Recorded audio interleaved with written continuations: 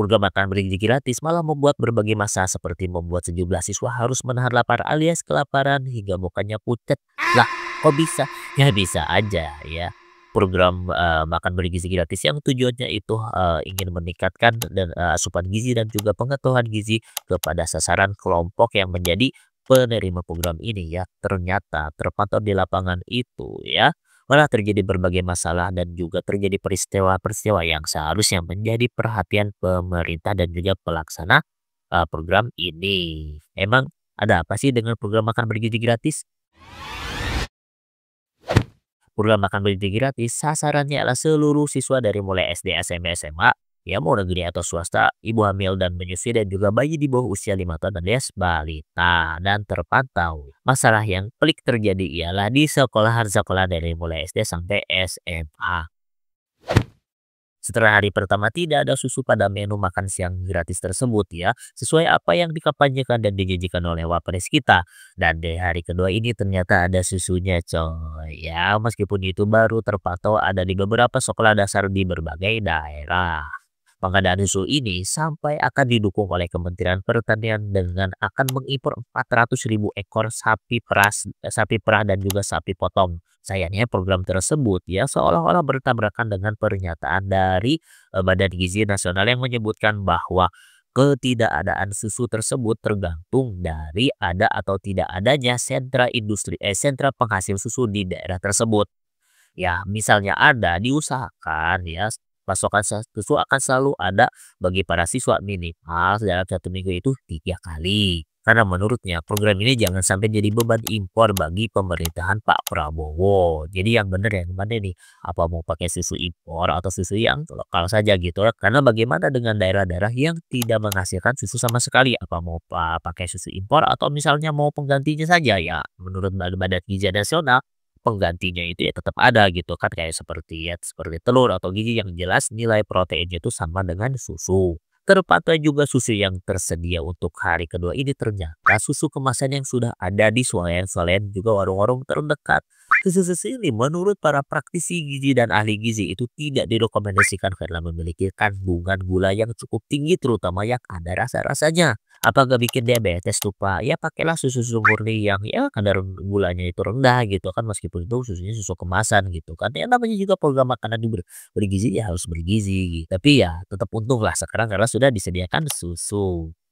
Menu sudah lengkap, susu sudah ada, tapi kalau datangnya telat, ya atuh gimana Bapak? Itu yang terjadi pada siswa-siswa SMP di Garut yang harus menahan lapar hingga mukanya pucat sesuai apa yang disampaikan di opening tadi karena kedatangan dari tim pembawa makan siang gratis ini ya telat hingga 2 jam bahkan di antara mereka itu ya sampai memohon kepada guru gitu, "Kak udah pulangin aja kita lah," gitu kan, "ngapain kan udah jam pelajaran udah beres," gitu kan. Jam makan siang udah lewat tapi perut masih kosong, ya mending di rumah aja makan yang ya mereka yakin lah kalau di rumah udah ada makanan gitu. Ya apapun yang terjadi, ya yang jelas ini menjadi pelajaran bagi vendor juga pemerintah agar jangan sampai ini tidak terjadi lagi karena yang paling dirugikan itu ialah ya para siswa gitu. Terlebih lagi ternyata porsi yang disediakan pada menu itu belum tentu juga mencukupi atau cocok bagi setiap peserta yang menjadi sasaran program ini. Seperti yang terjadi di Pekalongan para siswi-siswi di sebuah SMP itu mereka menyatakan kalau ya nambahin gitu kan si porsinya gitu kan ya kalau dipikir-pikir juga kalau misalnya semua disamaratakan ya adil juga gitu. Bagi anak SD mungkin cukup, tapi kalau bagi anak SMP dan juga anak SMA kan belum tentu juga. Tapi kalau misalnya kita melihat ke anggaran yang 10.000 per siswa itu ya kayaknya kita harus melakukan kajian ulang ya, sebanyak apa porsinya bagi setiap peserta sasaran program ini gitu kan baru dianggarkan. Jangan sampai anggarannya ada dulu, nah kebutuhan porsi belakangan.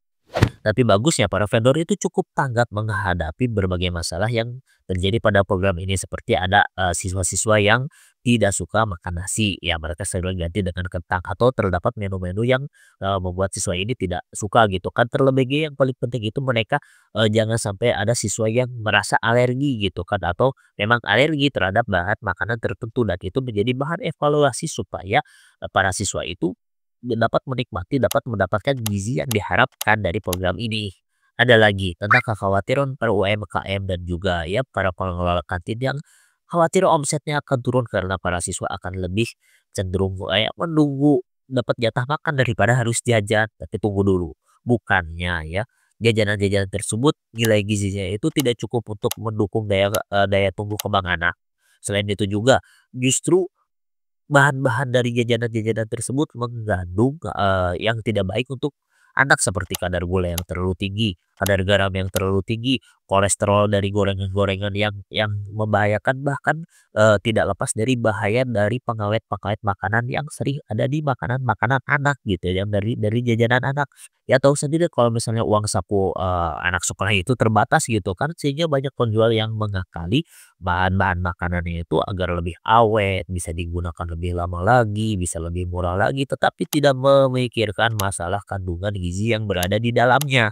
Justru program ini menyelamatkan para siswa-siswa ya dari bahayanya bahan-bahan yang terkandung dari jajanan-jajanan yang tidak bermutu. Terlebih lagi ya orang tua siswa yang kurang mampu justru tertolong karena mereka tidak harus lagi was-was akan ya akan uang jajan atau uang makannya buat anak-anak mereka di sekolah karena sudah ditanggung oleh pemerintah. Yang terakhir ialah melihat keluhan para netizen negara Republik Indonesia yang budiman ini yang mengeluh karena kenapa di daerah-daerahnya tidak terpapar, tidak terlaksana program ini. Bahkan ya di lingkup Pulau Jawa sendiri kan yang ya akomodasinya lebih mudah, lebih murah, lebih mudah, terus si bahan-bahannya lebih mudah untuk disediakan gitu. Masih ada loh daerah-daerah yang tidak terlaksana program ini gitu kan. Apakah mungkin vendornya kewalahan atau misalnya penyedia bahannya itu ya terbatas atau mungkin administrasinya nggak benar atau mungkin dananya yang kurang. Ya tolonglah pemerintah ya agar program ini segera bisa dilaksanakan di seluruh wilayah Indonesia. Ya mungkin ke depannya agar lebih baik lagi, lebih baik lagi lah. Agar asupan gizi anak Indonesia itu bisa tersupport dengan baik. Ya cukup sekian ya ngedumalnya. Stay terus di Mantan Wibu. Akhir kata wassalamualaikum warahmatullahi wabarakatuh.